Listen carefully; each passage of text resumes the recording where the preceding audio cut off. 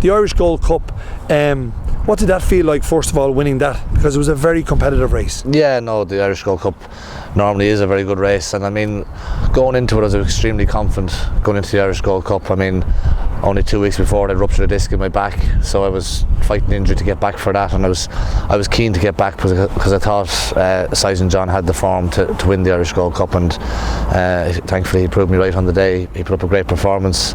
It was his first time over 3 miles, and we were delighted with him after that, and then the next step was to go for the big one, the blue ribbon in Cheltenham, the Gold Cup. Tell me a little bit about the preparation and the build-up and the nerves. What was it like getting there on the Friday? Yeah, no, look, from Leopardstown to Cheltenham, we'd been extremely happy with the horse, and I think as well for the horse, getting his head in front a couple of times had given him a lot of confidence.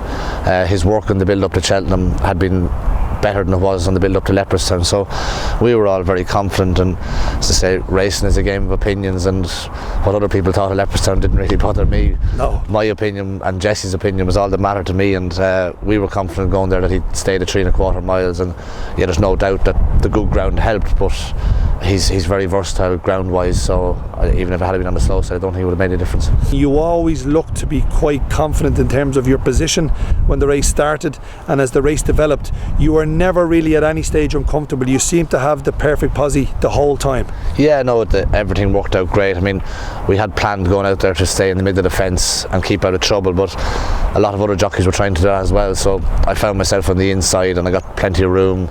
Everything worked out perfectly, and as we all know, Sizen John, he'd been running over 2 miles, so he had that high cruising speed. He was able to travel in his comfort zone the whole way through the race, and the last 4 furlongs it was just a case of when I wanted to go to the front, you know, I'd loads of horse under me at all times, and when we turned in and crossed the road, straightened up for the second last, I gave him a kick in the belly and he just came alive underneath me, you know, and 2 good jumps at the last 2 fences sealed the deal really. And I mean, he saw out every single yard of the trip, didn't he? I mean, to be totally fair to him, when he jumped the last, he took off up that hill. There was no stopping him that day. Yeah, no, I mean, he's only a length in front jumping the last, and he's gone away and won by 3.5 lengths.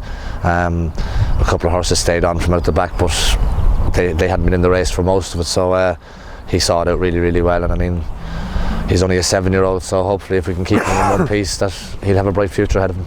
And tell us a little bit about what that felt like going across the line, Cheltenham Gold Cup winning jockey. Yeah, no, I mean, sort of from halfway up the hill, I knew I was going to win, and I was looking out through the top of my eye looking for the winning post, and feels like it takes a long time to get up to the top of the hill, but I mean, when you get there and realise what you've just achieved, to win a Gold Cup, it's the ultimate for a national jockey to be able to achieve, to win a Gold Cup. And then that walk back down in front of the stands, I mean, when you get to the end of it, you want to turn around and go back up and do it again. Yeah. It's a fantastic feeling, and it's something I'll never forget, you know. And I've watched the race back a few times, and just even watching that walk back down and people shouting at you, and the amount of people you haven't seen for ages, and you recognise them hanging out over the railings, roaring at you, it's an unbelievable feeling. Let's start with, first of all, the new job. Were you surprised that you got the call? I mean, for me, when I got the phone call off Mr. Potts and he asked me to ride the horses, for me it was a no-brainer, because they're top class horses to ride, and I was looking towards Aintree when he said to me about the job, and I had Fox Norton, Finian's Oscar, Ping Shu. It was just, there's some lovely horses to ride, and I went over to Colin Tizard's yard just before Aintree to have a sit on a few of the horses just to get acquainted with them, and I was very welcomed over there by Colin and his family, and got us to sit on a few of the horses and get the feel of them. And I mean, there's some fantastic horses there, and going into Aintree then, look, I had some very good rides for Mr. and Mrs. Potts, and to say I was going to have 4 winners there, unbelievable. I didn't think it would happen, and I suppose probably Fox Norton and Finian's Oscar were the 2 that I would have said best chances for the week.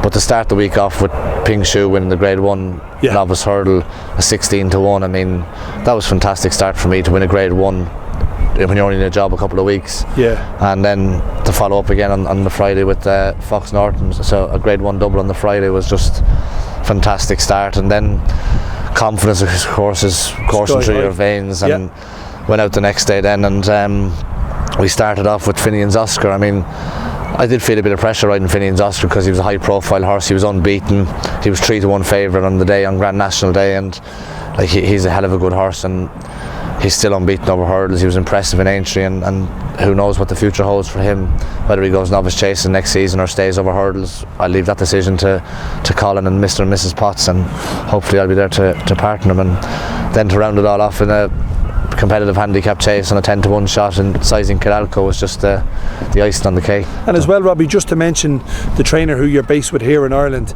the ever young Jessie Harrington at 70 years of age. I don't remember at any stage during this season where her horses really hit a bad spot. They've been continuously running to the top of their game for nearly the entire season.